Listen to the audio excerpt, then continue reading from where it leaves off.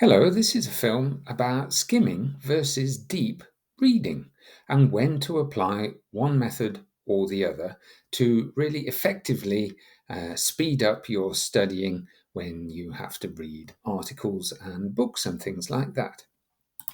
So it's quite a dilemma, isn't it? It's a bit of a problem.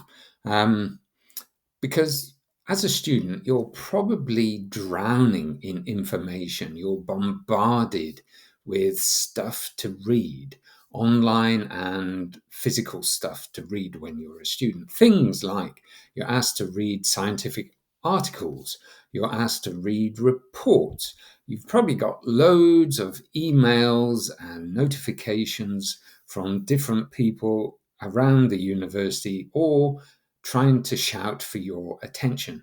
Never mind all the personal stuff you have to deal with as well from your friends and family and any clubs and societies that you might be a member of. So the struggle is real. A lot of people feel overwhelmed by reading without truly grasping or remembering what they've actually read. And I'm feeling like that sometimes as well. I simply don't have enough time to read everything in great detail. So, how can we manage this? What if there was a secret weapon to conquer your pile of reading that you have to do, be it a physical pile of books sat on your study desk or an electronic piling up number of emails and notifications that are screaming for your attention.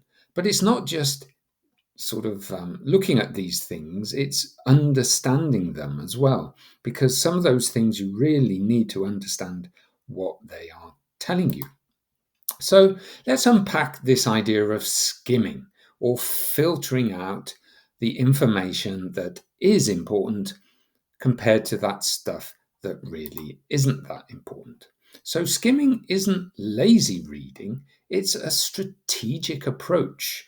It's kind of like a first pass to extract those key ideas and try and assess the relevance of what you're looking at.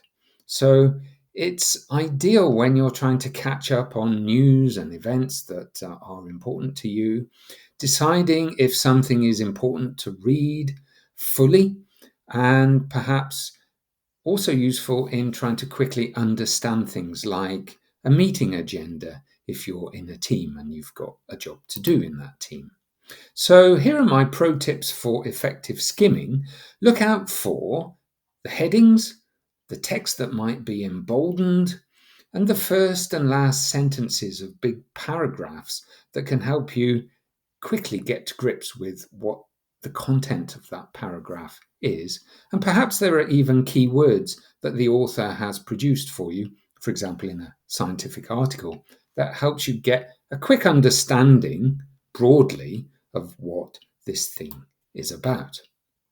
What about deep reading then? This is really when you want to absorb all the information that is available to you, perhaps in a textbook or an article that is of great value to you and you need to understand it. This is where true understanding and critical thinking flourish. It's an active process of you being engaged with what you're reading. So it's you, every sentence, every paragraph that you look at and you read, you really have to think to yourself, have I understood what I have just read here? Do I understand these ideas, the concepts that this thing is talking about? So this is great when you're studying for exams, or perhaps you're a student of law and you're trying to analyze complex legal documents, or you're really trying to truly appreciate the literature, the thing that is written that you have in front of you. So, for this deeper engagement, you need to perhaps highlight and annotate the key things that you've read to help you understand it better, and to write in your own words a summary of key sections, perhaps a couple of pages or a chapter of a book or a section of an article that you've read. And you have to ask yourself questions as you go through. You have to ask yourself, do I understand what I've read? Do I understand these concepts? can I explain to somebody else these ideas that I'm just engaging with? And it's a way of you connecting new information to your previous prior knowledge. So you have to be quite practiced and good at applying the right tool here. When do you skim read and when do you go in deep? So, for example, you've got some emails in your inbox, and this would be a great chance for you to just skim over these things for urgent matters. You're looking at what the subject lines are saying, what are the key words in those subject lines of those emails, perhaps who those emails are from, and you're kind of prioritizing those that you would deep read for those critical instructions. For example, how to pay a bill, or perhaps your class has changed and you need critical instructions how to get to the new venue. A research paper that you might be asked to review, you perhaps want to skim the abstract and the conclusions and get a sense of what that paper is about, but then you might go deep and read the methodologies and the results of the papers that are relevant and of high value to you. You wouldn't read them all because all those papers might not be relevant, and that would be a complete waste of your time. Equally, you wouldn't read all the emails in your inbox because of them. Some of them might be just spam or junk that don't warrant your further attention.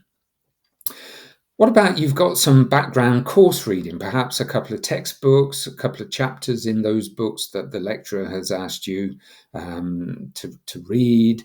You might skim those potential books for interest if you haven't been directed to particular chapters or sections that you have to read for the next class. But then you might have to read or want to read deeply the chosen one for your class discussion. So the professor or the lecturer might say, right, we're going to have a discussion about what you understand about, I don't know, photosynthesis in our next class next week. So you look at your books and you think, oh, which of the books about biology or what might have information about photosynthesis so I can read up on what that means and what it's all about, and then go deeply into the chapter of that particular book that you found that has the chapter about photosynthesis.